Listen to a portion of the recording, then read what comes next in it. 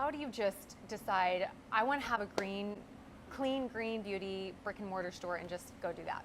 Oh my gosh. Well, it didn't ever occur to me that that's what I would be doing right now. I think when we, and I think when we set out and we're like, okay, I'm gonna like start a business. I'm an entrepreneur. Yeah. You know, it's like you might have a business model or you might have this like really great need or problem to be solved. But you know, having a plan is great. But even if you do have a plan, I'm a firm believer that what you think it will look like 2 years, 3 years, 4 years down the road can be wildly different. You can be just doing something like totally out of sorts, as long as you stay really aligned and rooted in what your key purpose and mission is. And I think that's something that really helped me. Yeah, it's like bring yourself back. Anytime that you are, you know, going off one end or the other or have this new idea, it's like bring yourself back to like, who am I? What is my purpose here to help others, really, because those are the businesses that are going to be growing. But no, I didn't like, you know, make it big or have one day that everything took off. It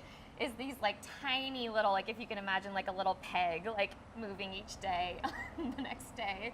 You know, that's how everything happens. Like. Everything happens through small increments. Because I realized that, you know, I look back and I'm really, really just grateful at the trajectory and you know, what I've accomplished, honestly. But when you're not enjoying it in the moment, you're doing yourself a disservice, because it's about the journey. It's really about those days where, you know, you feel like you're at the lowest low and you're on the floor and you're just like, what the heck am I doing?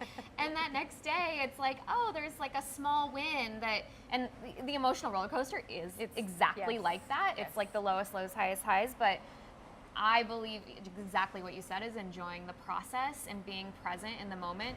And just in that moment when you're, you know, at your lowest low, realize what you're doing. You somehow got yourself to the place where you're going after your mission and vision and dream in life. And a lot of people can't say that. Well, because it's difficult. It's difficult. Not easy. It's difficult. I don't recommend it. And it's difficult. I want to go to that place where you decide to do this. Obviously, it takes capital. I think a big thing for a lot of our viewers is they want to know, they want to do something, and if this is you, think about this. You have something in your soul, you know you're meant to do it, you want to do it, you have a passion for it, but you think to yourself all the reasons why you can't. I can't because I don't have time. I can't because I have another job, or I have children, or I don't have the money, or I don't have this connection, or if I had this, then I could. Everybody does it. It's thinking of building a business. I'm sure you have those moments. Still every day. Every day. But you keep fighting through. But what you did was, I want you to tell your story of how you got there, because opening a brick and mortar store, if anyone understands, it is a huge undertaking. Oh yeah. It's a big deal. There's a lot that goes into it. That goes into that as well. A lot of capital, a lot of red tape, just a lot. And so to be able to get there, that's a big accomplishment just in itself.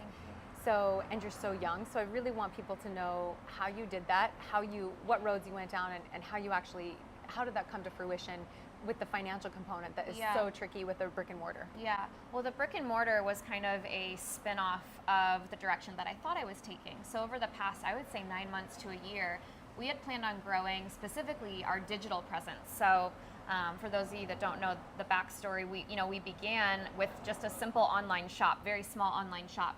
And that really grew and took a larger contribution of my business when compared to the health coaching, which is how I started Good Life. So we saw this really great opportunity in the shop, and so we actually started going out to seek venture capital funding. And for those of you that know the VC world, is not easy. You know, we marched down that path for, I would say, they don't want to hear about your dreams. So. Not putting them down, because they're such a valuable component, and we're so grateful for that. But having the drive and the dream is powerful, the most powerful component of building a business, but that is a real thing. And it doesn't necessarily, just because you have the dream and the vision doesn't mean that you're going to be funded, and it doesn't mean that you're going to be convincing, you know. Or that someone else is going to believe it. Right. Or that's going to be their thing. You have to find the right person. Exactly. So, you know, we marched down that path for a while, and I truly believe we could have raised VC money, maybe not to the extent that we thought we would, but we were at a point where, you know, I was the solopreneur of the business, and I needed to scale. Like, I needed a team. I needed capital. We were at the point where it's like, okay, I've done as much as I can in order to be seen online when the window to your shop is is online advertising, really. That's where you're getting eyes. Sure. We need money to put into that. We need money for Facebook ads. So, and at that point before, I had bootstrapped the entire business. So I received a small sum of money when I left my corporate job at Gap by selling off my stock and my PTO payout. So it gave me, a couple grand, probably like $4,000 total. Which I love that you say, because I think that people really need to hear that. This is how business starts. Yeah, this I is was how, like, okay, I'm giving up my stock. That's sure, fine. Sure. And because I wanted to make it work. So, off of that money, we saw scale, and we saw people getting really excited. But you get to a point where you're like, okay, you need to move to the next level. I literally, I had the conversation with my husband. We sat down and we're like, it was probably 2 years into the business, and we had the conversation, and do we really want to do this? And we gave ourselves a weekend actually apart. He went to San Francisco. I was at home just racking my brain of if I move forward, I am, placing my family at really risk. A risk. Yeah. I'm risk. placing my future family at risk. I'm asking a lot of my family and friends. I'm asking a lot of my husband, not bringing in an income, not having any cash flow. So we decided yes. And I think that's, if you are an entrepreneur at heart, any other option for you is you can't even imagine it. No. It sounds, you can try it. You can try, but it just, to me, I was doing something else just was it put this pain in my stomach. Yeah. There was no option for me. So we went forward. We went to seek venture capital funding. I realized that that was not going to be the path for me for many different reasons. One of them, candidly, being quality of life. I mean, I absolutely want to start a family soon, and not that you can't do both, because there are amazing women that I look up to that have kids, have VC funding, are badasses, and they're doing it. Sure. But for me, there was a balance, and with my health journey as well, I really need to keep balance. So we scratched that, and that was really the turning point to where we really saw the opportunity for, okay, digital business takes a significant amount of capital to pay for SEO, advertising, building a team, hiring a chief technology officer, everything that goes into that. What if we really focus locally?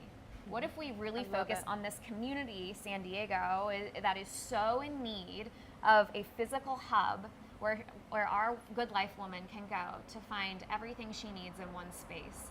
And so we started really thinking about that. And with my 15, 16-year background in retail, working for Gap Corporate for so many years, it was almost this moment where I was oh, that makes sense. That feels really good to me. I know how to do that. I don't need to hire a chief technology officer to show me how to do this. I know it. It's in my blood. That is so true. So that's when we went out and sought out different financial modes or models. And so luckily today, there are tons of organizations that support small business growth. And in San Diego, we found a really wonderful lender who believed in our business plan, and I definitely had to sell them still. I had a business plan. It was 20 pages. I felt really good to go in and have a really specific ask for this physical space. Mm-hmm. And we got the funding we needed. And in addition to that, what we're really excited about, and what I think is such a phenomenal resource for all of us as entrepreneurs today, is crowdfunding. Because there's heart in whatever,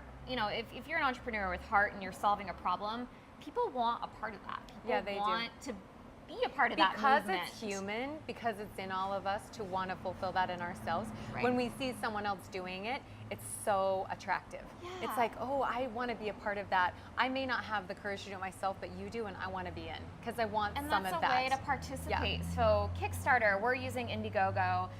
We're raising $7,500, so not a huge amount of money, but not a couple thousand.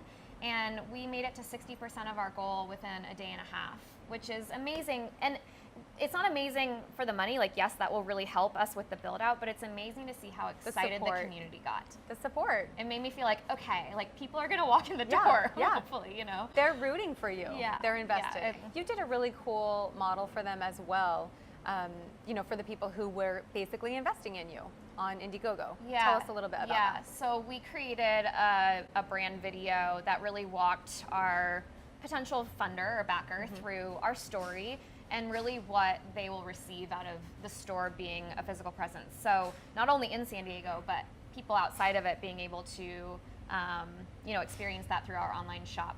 But we're doing that through a couple of ways in the store. One is personalization. So really allowing our customer to walk in and, Carrie and I talking about how overwhelming it can be to shop for clean beauty. We want that customer to walk in that may have no knowledge or awareness around ingredients, what's good for me, what's not. And we'll have them fill out a skin and lifestyle survey where they'll answer 20 to 30 questions around, and it's an intensive survey, right? Around your morning routine, you know, your eating routine, your menstrual cycle, like what is your body made up of? Because your morning routine and your bio-individual self is wildly different than mine. And so I'm sure it's wildly different. I mean, I yeah, we can get into, I have 5 kids. Yeah, we can get into detail different. there. Yeah. Mine's also very odd and Very odd, yeah, but everyone like, has you know, their own, so it's their like system. that means that there are going to be products that are so amazing for you that might not be as amazing for me or not perfect for me. So we really want to give the customer a personalized experience. We're also offering an in-shop treatment room where we'll be able to provide our customer with organic facials and brow waxing, which is awesome to integrate that service-based business, thinking about being an innovative retailer right now, because brick and mortar can be known as being tough right now. So we're thinking about how can we give him or her the really engaged and unique experience in our shop, and that's just some of the things that we were offering our backers in terms of awareness. Oh, I love it. And take the time, like I said, Take some I time. didn't know that I would be opening a brick and mortar. So had I hired a full team a year and a half ago doing something specific, it would have handcuffed me to my potential. And then you're spending all of this money so early on where your brand was going to evolve anyways. It's like putting money into a website when you're not sure of your mission yet. You know, like it's great to have a flashy website at the beginning, but give yourself time to really deeply figure it out and then bring on that one person and then maybe bring on that other person. Yeah, it's so smart. How do you stay balanced? Since you focus there so much on there is it. actually one trick that's worked really well for me, and I call it my non-negotiables. I believe that, I mean, we're all busy. Like what I recommend, what works for me is having 1, maybe 2, maybe 3, but 3 max. Starting with 1 non-negotiable for yourself. And maybe that's before I get out of bed, I will take 5 deep breaths, 5 deep belly breaths. Or maybe it's I'll do my deep belly breaths before I go to bed, and I'll drink 2 full glasses of water before I go to my laptop. Keep it simple and make those your absolute non-negotiables so that it's realistic, so that you're not ending the day being like, well, I didn't go to yoga, I didn't meditate, I didn't eat my superfood smoothie. But it's those 10 seconds when you're breathing deep, those couple minutes when you're drinking your lemon water or whatever it is, that your body knows that you're honoring it. Like that cues your body to say like, hey, like I'm carving out this special time, even if it's 10 seconds to take care of you. And that goes miles in wellness. And so just pick a few things and then focus on that and then see where that takes you. Leah, thank you so much. I absolutely love it. This is wonderful. Thank you.